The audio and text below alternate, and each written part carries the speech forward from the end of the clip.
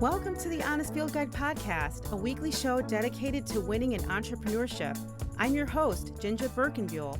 I'm the CEO of Burt Creative, a leadership, brand strategy, and visual identity agency dedicated to helping scale brands and assist with their adaptability with the market.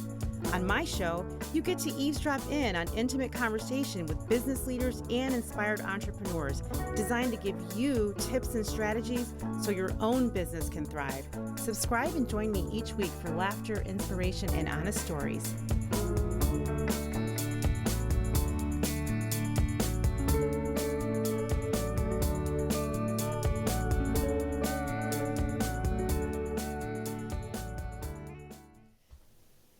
Hello, everybody. Welcome back to my show, the Honest Field Guide podcast. I am Ginger Birkenbuell, and I'm so excited that you're here today again. Thank you for joining. You could be anywhere in the world, of course, because everything is available virtually and remotely. So thank you so much for coming to see and listen to my show.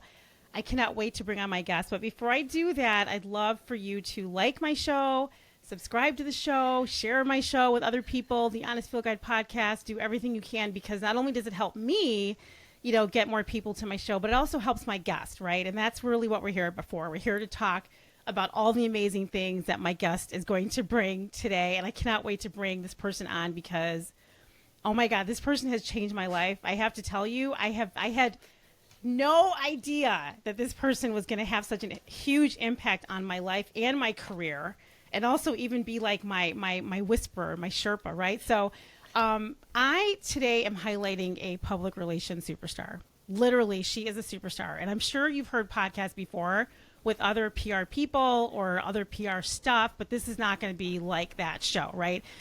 This person that I'm going to be talking to, she has interviewed some of the most iconic brands in the world, and they're mostly creative ones, including myself. She's worked for me.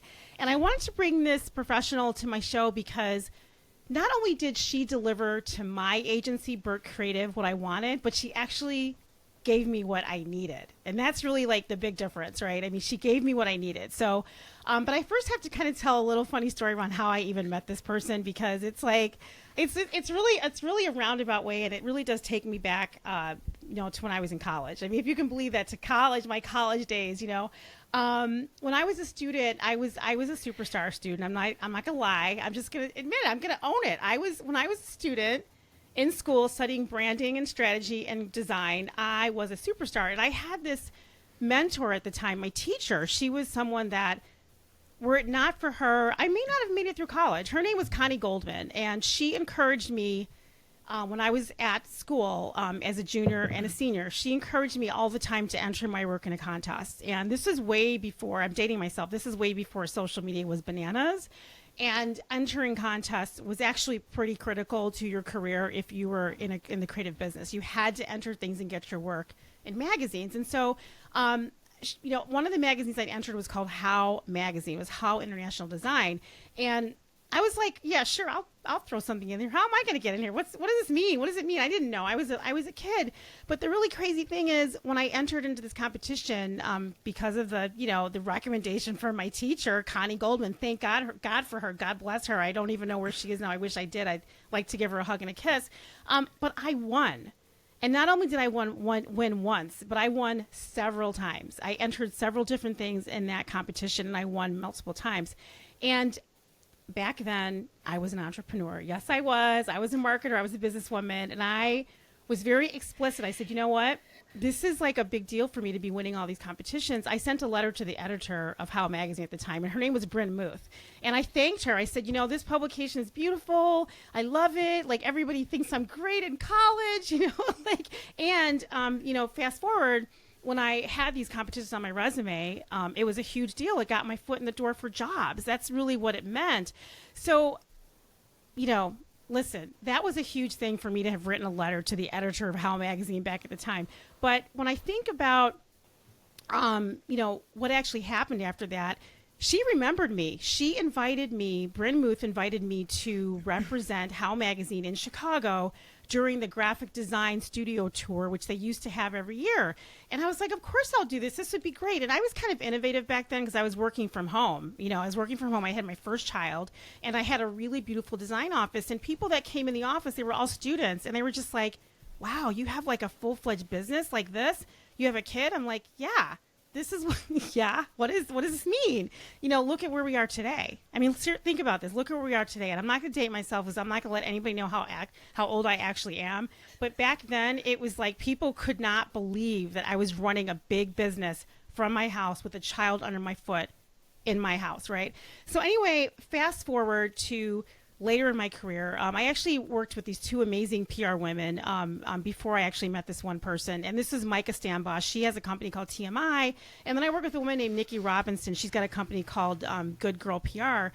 But, there was a time in my career when I realized I actually needed someone that had a deep, deep expertise in my creative space. Somebody that could understand me and everything I'd been through in the design, branding, advertising world, the marketing world. And I was like, how am I going to find somebody that has this information? Like, who has it? Like, what am I going to do? So you know what I did? This was like decades later. I thought, I wonder, like, Bryn Muth, is she still around? I don't even know why I thought to ask her. But we were already connected on LinkedIn from years ago because that's my tool. My number one tool of business development and relationship development networking is LinkedIn as far as online is concerned. I sent her a message, and the only two words that came out of her mouth, the only two words were Judy Calvin. And I was like, okay, who's Judy Calvin? Who's that? So anyway, I called Judy Calvin, and I was like, okay, here we are. I need this thing. And I'll tell you right off the bat, we hit it off immediately on the phone. I was like, okay, this woman, she is going to work for me whether she knows it or not. Like, at the time, she wasn't even sure. She's like, well, wait, how do you know Bryn and what's going on here? And, I had to actually explain to her who I was and what I was looking for. And next thing you know, that's it. I mean, I hired her, and it's like, I've never looked back. I mean, she's the person I go to for all of my public relations needs because she literally is a superstar. So since then, she's helped me win international awards. I've garnered massive coverage in the industry, trade magazines, publications. She's trained me actually how to craft my authentic stories that are in my industry to make them align with my business goals. Now, that's the piece that I didn't really think about to the extent that she taught me. So Judy and her company, Calvin Public Relations, has consistently landed clients in top-tier press, including the Wall Street Journal, the New York Times, Reuters, Fast Company, Forbes, Time, Business Insider, USA Today, CNN, CNBC, CBS, and NPR Radio, as well as top industry trade professionals. And some of my work has ended up in those places, too, because of Judy. So listen, Judy, I know that was a long intro, but it's real. It's authentic. Welcome to my show, Judy. Thank you, Ginger. That was quite an introduction, and I love the fact that you had to convince me to take you on as a client, which really never really happens. So you know what? I mean, I think the reason that happened is because it was such an unusual introduction, right? I mean, it was a woman who has a very long history of success. And you and I both know her in completely different worlds and completely different lanes of life. And she's older than me, and this is a different generation. So I think you were like, how did this actually happen? Because it wasn't a typical lead generation, right? It wasn't like one of your clients referred me to you. It was like, you know what I'm saying? Well, actually, that has happened quite often. She's actually, Bryn has been amazing. She's one of my favorite people that I've, part of my network. She's recommended me to other agencies, including Retail Voodoo that I worked with for a while. So, and I've actually even been recommended, honestly, by editors of magazines that agencies have asked. And one of them was Adweek magazine. A client had reached out to them, and they told them to speak to me. So networking, as we both know, is extremely important in our industries. Yeah. Well, I love hearing that. I think, all hail to, Bryn Muth. Yes. She's a queen. And now she's going to, hopefully she'll get hit up with like 1,000 messages now, because she's really like a central force. So anyway, listen, I want to get right into this. I want to start a little bit about the beginning. One of the things I love about you, Judy, is your New York accent. I'm obsessed with New York. We talk about this all the time. I'm obsessed. So I want to know, did you grow up in New York? I have such a mythology of New York. I think of like music, art, sex, Martin Scorsese, gritty. You know what I mean? I just have this mythology. Did you grow up in that city? I did not grow up in the city. I grew up at a time, I grew up on Long Island. So that's where my accent comes from. And it has served me well in some ways, and it has also prevented me from entering certain types of professions, including radio, because I kept getting hit saying, you got to get rid of that Long Island accent. So, yeah, I grew up at a time when folks, my parents were fleeing the cities and going to the suburbs, and that was the dream. You had to have a house in the suburbs. So I grew up on Long Island, very nice, neighborhood, very middle class, and just had a real, normal, basic childhood, good schools, and just went from there with very, very, very traditional parents who thought that a woman, it was myself and my sister, and their idea was you need to go find a husband who's going to support you and have kids. Wow. And that was not in my playbook at all. Did you have siblings? I don't know if you were an only child or not. We never talked about that. No, I have an older sister. She's 4 years older than me. Yeah, so Okay. I was the youngest one. So there's I was two a of rebel. You were the Yes. rebel. Okay. So you said your parents were traditional. Does that mean that your mother worked in the home and your father worked outside the home? Or did they both work? Or did they have a store? Or what was going on? No, my father worked in an architectural firm, which is Oh, kind okay. of sort of how I ended up sort of in that more designer space, creative space, I guess. Mm-hmm. And my mother was a traditional housekeeper for most of her life. Yeah. Wow, a housekeeper, not a housewife. Not a I mean, you know, she you're was- calling it a housekeeper. That's it. I mean, she- what? Yeah, no, she was very traditional. She never wanted to work. She came from a family that said women are not supposed to work. And I think finally, unfortunately, she passed away very young.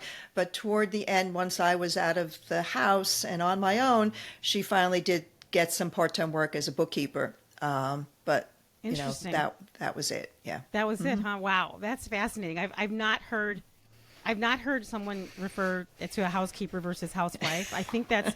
I mean, Neil Young has a song, like he needs a maid, not a wife. Exactly. I mean, you know what I'm saying? Like for real. Yeah, Like I need a maid. Okay. So I just because I'm so fascinated with a little bit with New York. So what has changed about New York from then to now? Like in terms of the business and even in terms of like, the what's happening, just the vibe of the city, business, and then the vibe. Like I feel like when I was there in New York before 9/11, it was different than it is now. But I know some things even changed even more since then. Do you have a way to capture that? Yeah, well, in some ways. I mean, I worked as soon as I got out of college. I worked in the city. I worked for CBS. That was my first job out of school. I used to commute from Long Island on the Long Island Railroad, which was just a nightmare, and the subways. And, that was a time when the city was pretty. I mean, I think I got mugged like 3 times. It was not. Wow. It was a tough place to navigate, but it was also exciting and fun. So enjoyed it as a single person, and it was it made you tougher. I think. I think it made us tougher, and it is definitely much different today. I feel like it's much more, I guess, gentrified. It's also become really, really, really hard to afford to live in the city. It's you really have to be making a lot of money. I mean, I feel like New York hasn't it always been like that, or no? It hasn't always been unaffordable. I feel like it's always been like this, like the top of the line in the United States. It's never been easy to afford, but I think that I think it's gotten harder and harder. Okay, I think. Okay, that's fair. Yeah. That's fair. So you went to elementary school, obviously, and you graduated from high school. Were you like you said you had a housekeeper mother? Were you what were you doing in elementary school and high school? Did you know you were a writer? Were you creative? Like what was happening? Were you fighting against something, or what was going on? Well, I always loved English. English was always my strength and my favorite. I mean, I was, to your point, I'm not going to lie, I was a great student. I was always an AAA plus student. I excelled in pretty much everything, but English was what I loved. And I also had one English teacher who really inspired me, Mr. Hackett. And I Mr. worked in Hackett. the English, Mr. Hackett, yeah. I worked in the English office, and I think that's what inspired me to find a way to build a career that involved something to do with English and, communications. So, Okay, that's really beautiful. Yeah, I mean, the person that inspired me in high school was my stock teacher, the teacher that would teach me about stocks and finances. Like, if I knew then what I know now, seriously, if I knew then what I knew now, I would have like never divested. I would have bought stock in Upjohn. I just like it. I'd be a millionaire. But anyway, I love that. So, where did you go to college? I went upstate New York to a SUNY college, SUNY Oneonta.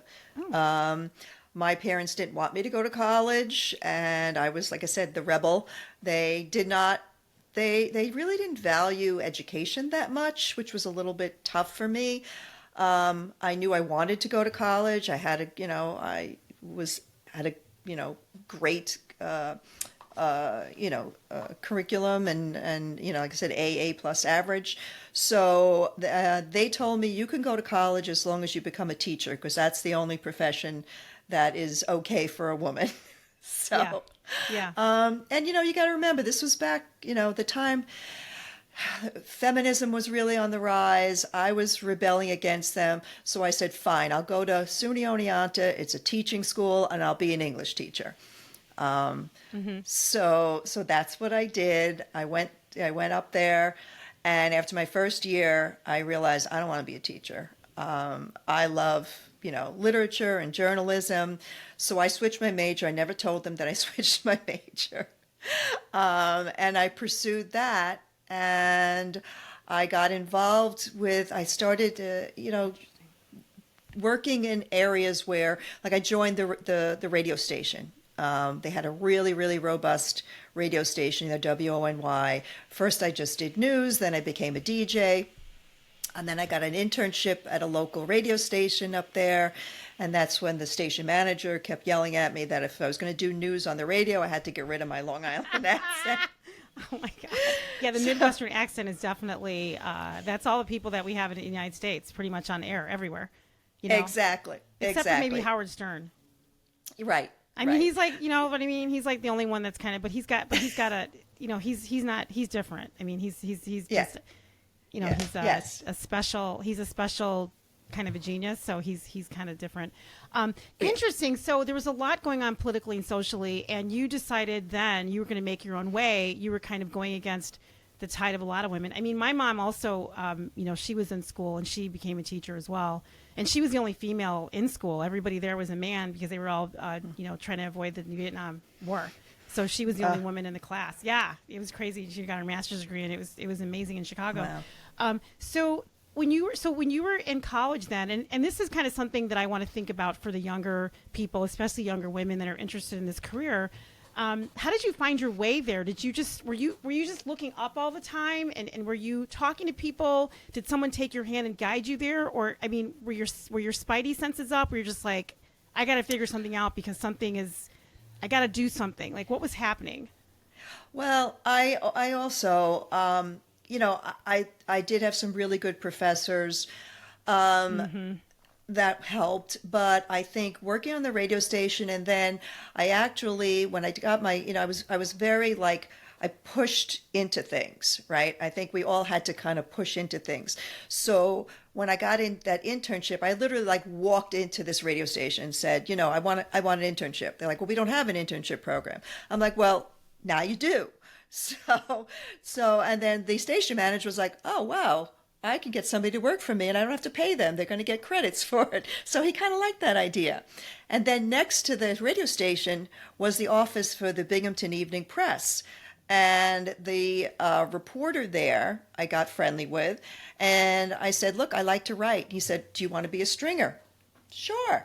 So I started writing articles for the Binghamton Evening Press and getting them published. So I just kept sort of trying things and pushing into things that I thought were interesting, so that when I finally graduated, I couldn't get a degree in journalism because they didn't offer it then, but I got a degree in literature and a minor in journalism. Mm-hmm. And I realized then I'm going to work in journalism. That's what I'm going to do. So what did you do next? So you graduated with that degree with the minor. And then what did you do? You didn't go back home and you went to New York and got a job, or what happened? I went back home. I started applying for jobs. I wanted to work at like small radio stations. That was my, Oh, you were my going dream. to radio. Okay. I wanted to go into radio. That was my dream, and I applied for some jobs. I actually got offered a job at one of the competitive radio station in Oneonta, but all of the stations that I ended up getting job offers from were in like the middle of nowhere. Like I was offered a job working up in Lake Placid at the Tupper Lake Bureau, and I thought to myself, all right, single woman from Long Island going all the way upstate where there's like 5 feet of snow most of the year. And I'm like, yeah, I don't think so. So I said, I'm going to try New York City. And at that time, obviously it was before computers came out, I went to some of these agencies, and they said, "Can you type?" I said, "Of course I can type. I've been an English major. I type papers for everybody. I used to get paid for typing papers." So they gave me a typing test, and they said, "All right, we need it. We have a job at CBS." Basically, they pigeonholed all the women into secretarial positions. That's basically what they did. Mm-hmm. So they said to me, "Just get your foot in the door at CBS, and then you can go and move into wherever you want." So that was my first thing. I was like, "I'm going to take a job at CBS." I ended up getting a job as an assistant to the former president of CBS. And I thought, all right, that's a big name. His name was Frank Stanton. And I thought, all right, I can parlay that into working in, getting to someplace else. So that was my dream. Was I went in, started working, and basically just doing secretarial work. But I met Walter Cronkite. I met some really interesting people in that position. And then I found my way from there into WCBS TV, working with their editors and their camera people. And my goal there was to jump from there. I wanted to get into 60 Minutes. I wanted to be either a researcher or a writer. So I basically was sort of banging my head against the wall trying to get into that, that area at CBS. And it was just taking too long. I just lost patience with it. And I was willing to kind of look into other options. And at that time, somebody told me they needed an editor over at a trade magazine called Corporate Design. So I went over there, I interviewed, I got the job, and then I, sort of transitioned then into kind of more of what I wanted to do, which was writing for a magazine. So you started off working in a magazine, and then how did you get into creative agencies, right? Because I was looking at, obviously knowing a lot about you, Sterling Group, Addison, Gerstmann and Myers. I mean, you were working in corporate spaces when I was working in corporate spaces. Mm-hmm. I don't remember there being writers at agencies. They were freelancers going in, but you were working inside. So how did you get from the magazine to the agency? That's interesting. Well, it's a good question. I loved Corporate Design magazine. It was a sister magazine of interior design, and it gave me a really good insight into writing for business audiences. So that was great. But it didn't pay a lot. So then we got to the time where they started folding magazines, and I could tell that Corporate Design was not financially doing that well. So they had when was that? I'm sorry. When was that? About what time? That was in the mid to late 80s. Really? They were folding in the 80s. Yeah, it was. It was not a great time. At that time, I think there was such a proliferation of magazines, and they were starting to pare them down. So kind of seeing the writing on the wall and realizing, too, that I was never really going to be able to make a really good income writing for a trade magazine. That's when I bailed and went over to work for a PR agency. So how did you do that, though? A lot of people that are writing, they really do struggle with pivoting to something another. It's like to go from the one thing you've been doing and really well to something totally different is challenging. But especially when you're a writer, how do you even make that change? What would you tell to somebody to be able to do that? Because I've pivoted several times in my career. I'm not afraid, though. I'm not afraid. Right. Well, you can't be afraid, and you always have to. My mantra has always been continuous learning. You always have to keep learning new skills. I saw that there was more opportunities in PR than there was in journalism, And if you're a good writer, you're a good writer. You could use that writing skill in many, many, many different ways. So it happened that there was a PR agency that they were always pitching me, right? So as a reporter, I was being pitched by them. So then, I would go out to lunch with the president of the agency, and she said, I have a position open, and I want to offer you a job. And at that time, I said, you know what? Let me try PR. Let me see if I can make a better living. She offered me a lot more money. So, and there's nothing wrong with making more money, as we know. So I switched over to doing that. Worked for her agency. Worked then for Howard Rubenstein, and that's where I really even though it was an awful agency to work for as far as the environment goes, I learned a tremendous amount. Yeah. So you just that was when that's when you really went all in then. I mean, you were sort of, yeah. You just sort of, that was when you started going corporate all the way out. Okay. I started going corporate, learned a lot, really what I needed to know, then realized that I didn't love working in the big agencies. And I decided I wanted to work in-house. So basically, all those agencies you just mentioned to me, they were like one of the larger size.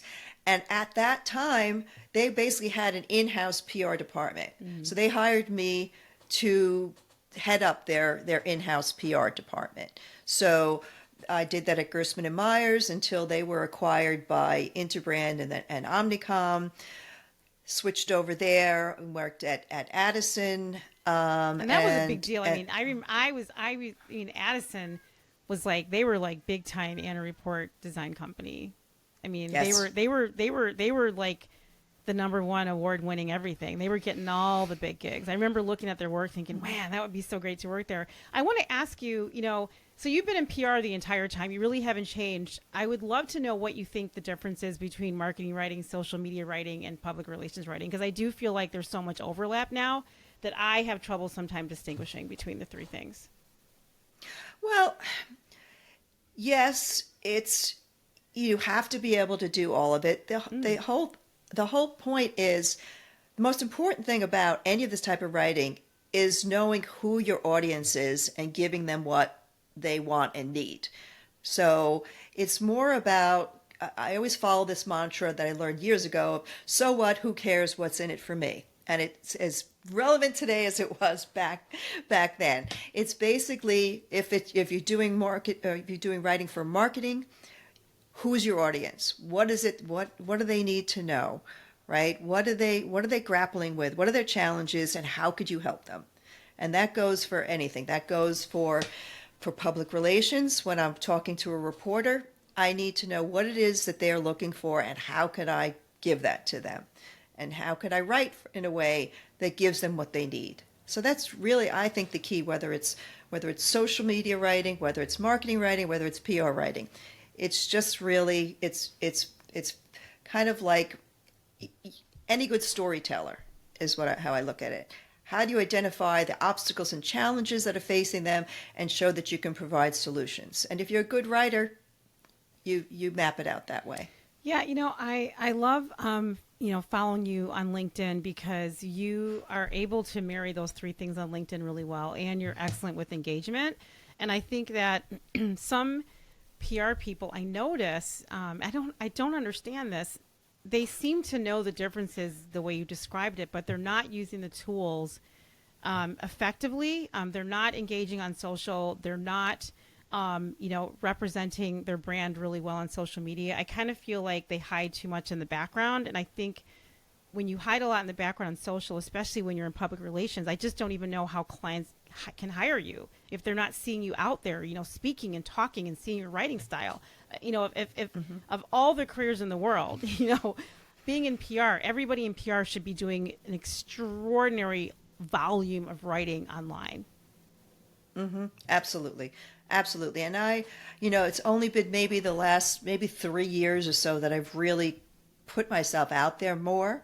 I think PR people do struggle with that. I think that they feel like they need to be in the background, that they need to just take on the personality of their clients. And that's not that you don't do that, right? I mean, when you're pitching a client, you're putting them in front of the the camera, so to speak, right?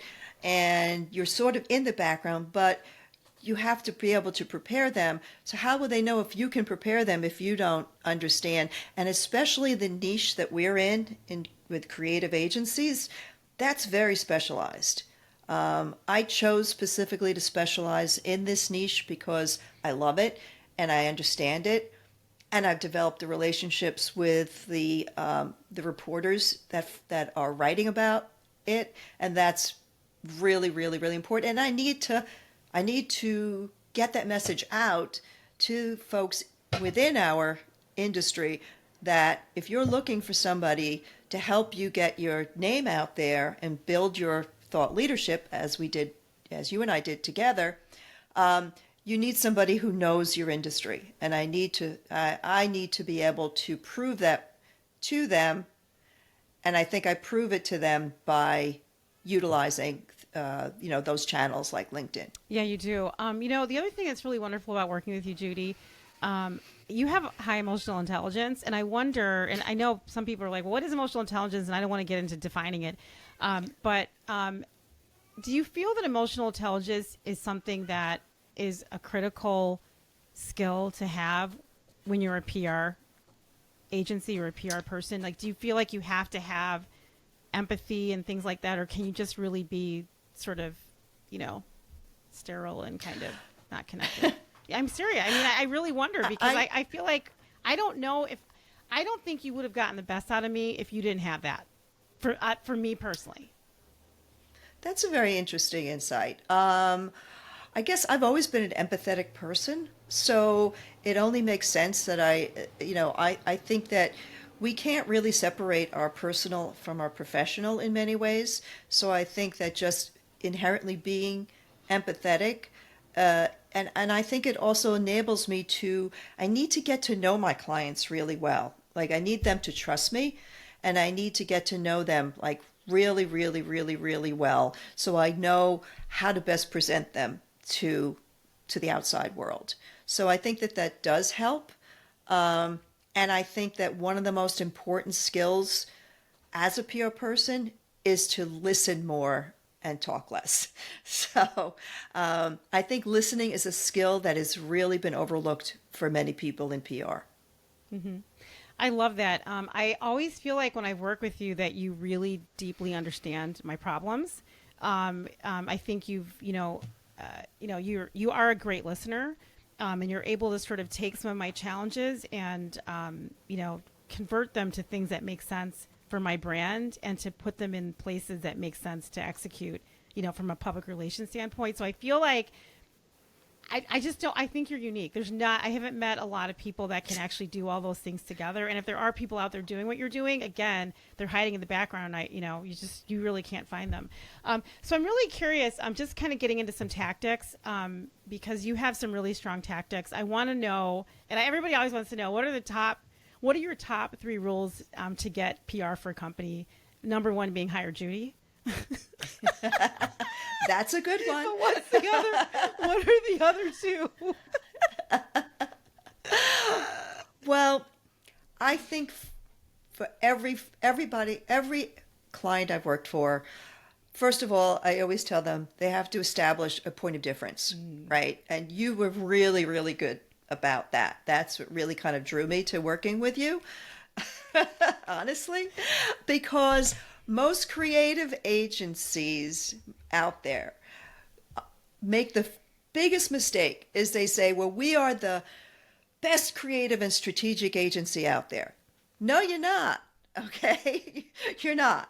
So that was one of the first things I always said to folks is like, what's your point of difference? And they usually look at you with this blank stare going, well, we're the best creatively and strategically. Nobody else offers this. And I'm like, no, everybody does. So what makes you unique? Find out what's your point of difference and who your ideal clients are. That's why I can work with several different types of creative agencies, because each one has a different target of their ideal client, right? So that gets them in front of different audiences. And then determine what challenges they're facing, what's keeping them up at night, and then what story and stories can you share that address what your audience cares about. So then the rule, number one rule is put yourself out there in front of the right audience. I love it. How does somebody, I mean, I know how I found you, right? I made a phone call.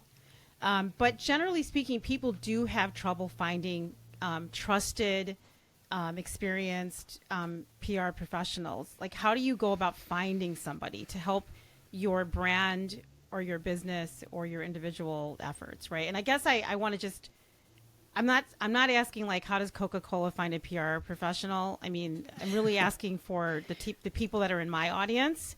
It's your mid-market leaders, entrepreneurs, people like that. What do they need to do?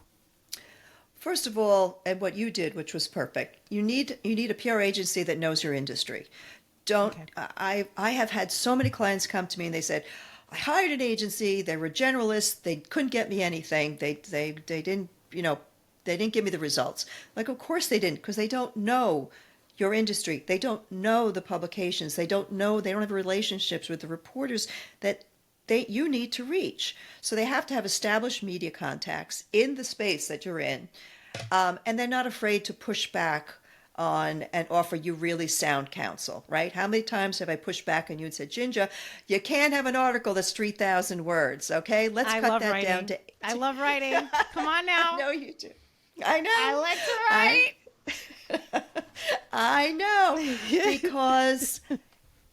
Because you have to in other words, like I said, you have to trust them. So you have to be able to realize that the PR person's going to give you sound, honest counsel, and not afraid to push back. So many times I've reached out and I've basically honestly told people your positioning statement isn't setting you apart. Your marketing materials are dated or they're not a good quality. The story you want me to pitch is not newsworthy, right? Great, you're having a 10-year anniversary. Wonderful. Who cares? Nobody cares. Okay? So you have to be able to say, no, I'm not going to pitch that story. It's not newsworthy. Nobody's going to pick it up. If you're not media trained, you need to be media trained to get quoted successfully. And you have to be able to listen if someone says your point of view is just not inspiring. Mm-hmm. It's just not differentiating you and it's not inspiring. So that establishes a really open and honest relationship. And that's what I insist that I have with my clients, because they need to respect what I know, what I can do. And I need to be able to listen to them, find those stories, find those nuggets that they may not think are really stories, and bring them to the surface and get them out there. Yeah, what I loved about working with you, what I love about working with you now, you are honest and you do push back. And I feel that I mean, even though I do PR in some ways at my agency, Burt Creative, and, my podcast here, the Honest Field Guide podcast is, a little bit of PR as well. I'm not a PR professional. I'm not trained in it. So sometimes the things I think would make sense really would not make sense to someone that knows what they're doing. And I love that you would come back to me and say, this isn't good enough. It's not going to work. And I'm like, oh shoot. Okay. And I just, trusted you when you told me that. I want to ask you a couple other quick questions to wrap this up. This has been so great. And there's so much more people can learn. You've got to look for Judy on LinkedIn, and I'll put her links in the show notes and her website as well, so you can kind of see what's going on here with her company. But I want to talk really quickly about generative AI, because it's interrupting and interfering with our space and our business and our careers and our thoughts and everything. I just remember we were at the Fast Company Innovation Festival last year, and I had an opportunity to hang out with Diane von Furstenberg, and I had asked her a question like, what would you tell a young aspiring designer about enrolling in fashion school in the age of AI right now? And you know what she said? She said, wait a while. Wait, watch, really, listen and learn. I feel like she wasn't like, oh yeah, go to school. She's like, just stand back a little bit because this is getting crazy. And she didn't say getting crazy. I am paraphrasing her. This is not a direct quote. So I'm just wondering for what you're doing, and I'm sure you've got to be using some AI, but what's your vibe around the AI? Do you feel like it's a threat to, your business? No, Okay. not at all. Honestly, I have made it point, because I do believe that you always are constantly have to learn the new tools. Yep. you can't ignore them. And I have found, and I will say also, I don't feel AI is threatening. AI, there will never be a substitute for human creativity, whether it's in your creative space or in my PR space, right? So we have to utilize these tools properly. I utilize them. I mean, it's great for like generating. Give me 10 different headlines for this press release, or I need a different subject line, or just like as a creative tool, but it's never going to give you that finished product. You have to employ your own creativity, your own writing skills. So it's really just, again, I just feel like people need to stop being so scared by it. I mean, I understand what the fears are, but I don't embrace those fears. I embrace how I could use it to help me do my work better. And that's how I always feel about it. I think that the one place that jumps out at me is that there's people that believe that they can do PR now because they have these tools. Like they can just pop out a press release, or they can put together RFPs, or they can write blah articles and get them out there because nobody will know the difference. And I'm noticing myself, and of course I'm not a normal audience person. I can tell when it is written by machines versus a person. I can hear a voice that sounds very robotic when I'm reading. But maybe most people don't care. And I feel like that might be the threat, not necessarily from, the threat might be coming from a person that believes they don't need to hire Burke Creative, right? Or you for any type of work, because they can just use this, this helper, this digital helper. Well, and those are not the clients that I want. I love that answer, girl. Right? I love that answer. Let's go with it. Let's just go. I mean, that's it. Mic drop. I really don't. I mean, why would you want to work with somebody that thinks that they can? Again, there's no substitute for relationship building. There's no substitute for the human creativity. There's, you want to get the best out of what you're looking to do. Then if you don't want that, then I don't want to work with you. I love it. This is why you are so amazing. So listen, I loved this conversation. I want to talk to you more because you have so much to share, but I'm not going to give away all your secrets, Judy. People need to hire you. People need to hire you, right? I mean, that's what needs to happen. So I do have some rapid fire questions for you. I love to ask like these sort of like things. And okay, so you ready for my rapid fire? Can you handle it? I will try. All right. So, okay. I want to know what's on your music playlist that's not Bruce Springsteen. Because he's our favorite. I know it's not fair. It's not fair, but it's not fair. I just came back from LA and I saw 2 of his concerts in LA with my daughter because I raised her right. She understands the power of Bruce Springsteen. Yes. Again, he's a storyteller. I love storytellers. So my music playlist is, I would say, I have a lot of varied loves, but classic rock is really where that's like 80% of my playlist. Classic rock, a little new wave, there's just no substitute for it. They just, but I've been also, I will dive a little bit into Miley Cyrus and some of the, not a Swiftie, but I respect the Swifties. her music. Don't diss the Swifties. Oh God. I don't want people coming after me on my show. No, I respect her. So are you wine or are you cocktails? Classic cocktails. Which one? More wine. Definitely wine. Okay, I'm yeah. a classic cocktail right now. Yeah. Yeah, I might have one actually for lunch today. Exactly. And what was a book that you read recently that's not a business book? I think I'm in the middle now working on Lessons in Chemistry. Oh. Which I love. Like as in like what kind of chemistry? Like human chemistry? No, it's lessons in chemistry. Man, woman chemistry? You got to read this book. Okay.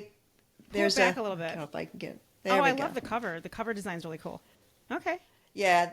This is really a book about put it in the front. Put it in the front of you because you have a blurry thing. Oh, there we go. Got it. Okay. Cool. Yeah. This is a great book. There's a whole TV series, mini series on it, but Oh, it's nice. really about female empowerment in the 60s. An incredibly smart scientist, chemist, who basically was told she just needed to be a secretary, but she turns it's fascinating. I love It's a it. great She book. needs to be a secretary. I mean, is there any reason why you're reading that? I mean, it's kind of like I I'm thinking started. it's like full circle. Yeah, well, it's a New York Times bestseller. It's on the list. Everybody kept telling me to read it. I started watching the series and I was like, yeah, it's pretty good, but everybody said, but the book is better. The book is better. So I said, the book is always better.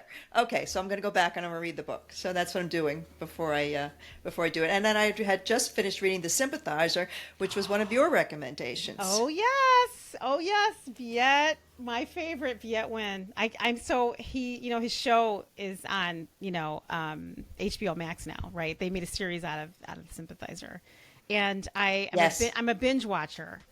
So I haven't been watching one episode after another. I'm waiting until the last one comes out, which I think is this Sunday, and then I'm going to watch them all straight through. But yeah, Viet is amazing, and I'm so excited for him, and I'm excited about him, and I'm very proud that he has been steadfast in his thoughts around all kinds of things.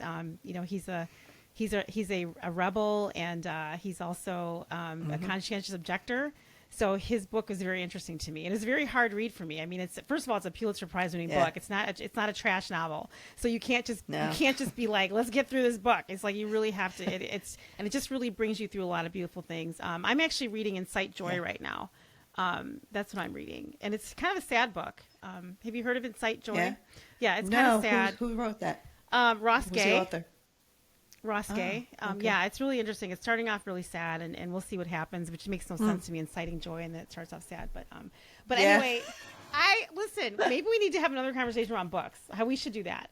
Absolutely. Don't you think? All right. Well, listen, I do. Judy, this has been fantastic. I hope everybody, enjoyed this conversation.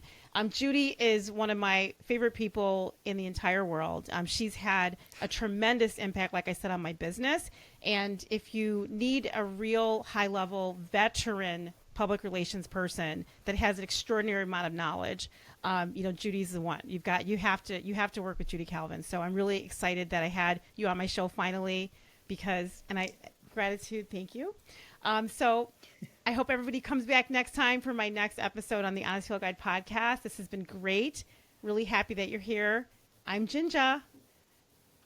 I'm Judy. We'll talk to you next time.